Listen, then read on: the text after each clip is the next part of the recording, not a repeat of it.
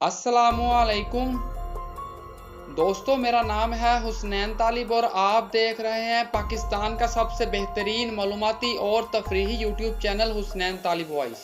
प्यारे दोस्तों, आपने ख्वाब में तो अपने मरे हुए प्यारों से बातचीत करते सुना होगा, लेकिन आज हम आपको ऐसे फ़ोन बूथ के बारे में बताएंगे जिसकी मदद से लोग अपने मरे हुए रिश्तेदारों से बातें करते हैं।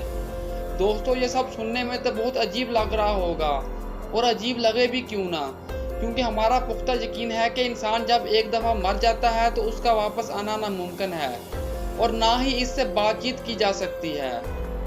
बहुत से साइंसदानों ने कोशिशें की और बहुत सी रिसर्चेस की कि कैसे अपने मरे हुए पैरों से बातें की जाएं, लेकिन सब नाकाम हुई। दोस्तों, हम बात कर रहे हैं विंड फ़ोन बूथ की, जो जापान के शहर उत्सुची में वाक़या है। ये एक पहाड़ी पर है जहाँ से बहरुल कहल नज़र आता है। ये एक शीशे का बना हुआ फ़ोन बूथ है। इस फ़ोन बूथ में स्याह रंग का रोटेटरी फ़ोन लगा हुआ है। दिलचस्प बात यह है कि इस फ़ोन का कनेक्शन कहीं भी और किसी से भी नहीं है। 2011 की सुनामी में 20,000 अफराद जान से गए और लाखों अफराद बेघर हुए।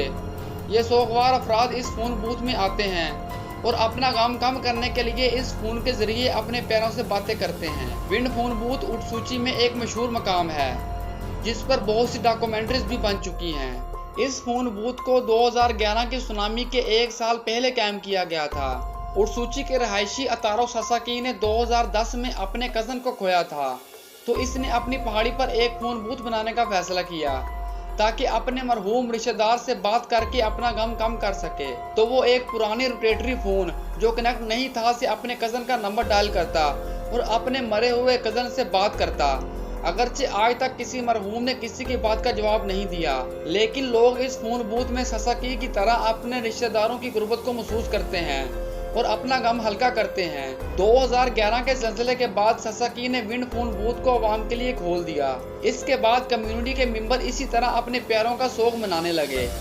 इस फ़ोन बूथ के बारे में खबरें फैली तो जापान भर से लोग यहाँ आने लगे और अपने गम को हल्का करने लगे। ज़लज़ले के बाद आने वाले 3 सालों में 10,000 अफराद ने इस फ़ोन बूथ का इस्तेमाल किया।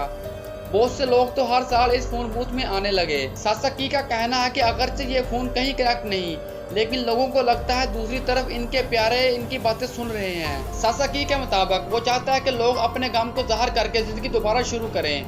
सासाकी ने इस फ़ोन बूथ में एक नोटबुक भी रखी हुई है जिसमें लोग अपने मरे हुए रिश्तेदारों के लिए पैगामात लिख कर जाते हैं। बगैर कनेक्ट किए फ़ोन की मदद से मरने वालों से बातें करना अगरचे अजीब लग सकता है, लेकिन माहिरीन का कहना है कि इस तरह गम का इज़हार करके लोग अपने गम को हल्का कर सकते हैं।